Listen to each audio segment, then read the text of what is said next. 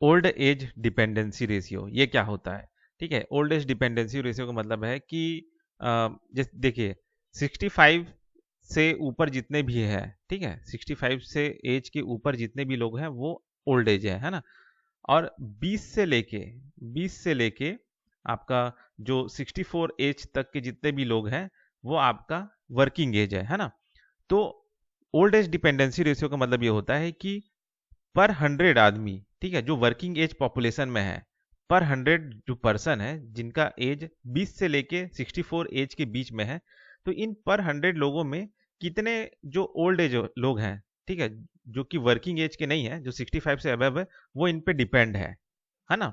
तो जैसे एग्जाम्पल के लिए मैं अगर बोलूं कि कोई एक राज्य है जहां पे ओल्ड एज डिपेंडेंसी रेशियो जो है 26% है, तो उसका मतलब ये है कि हर 100 वर्किंग एज जो पॉपुलेशन है ना, हर 100 वर्किंग एज जो पीपल है, हर वर्किंग एज जो पर्सन है, उन पे लगभग आपका 26%, ठीक है, 26% लोग डिपेंड है। ठीक है, ये होता है।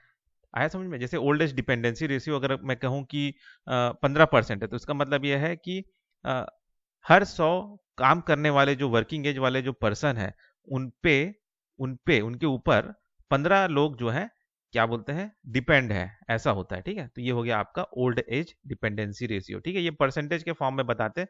ठीक है, कि ये 15%, 20%, 30%, 30% हो गया, तो मतलब ये है कि 100 काम करने वाले जो वर्किंग एज पॉपुलेशन है, वर्किंग एज पर्सन है, उस पे क्या बोलते हैं, 15 लोग डिपेंड है। ठीक है, ऐसा है, 15, 20 जो भी हो।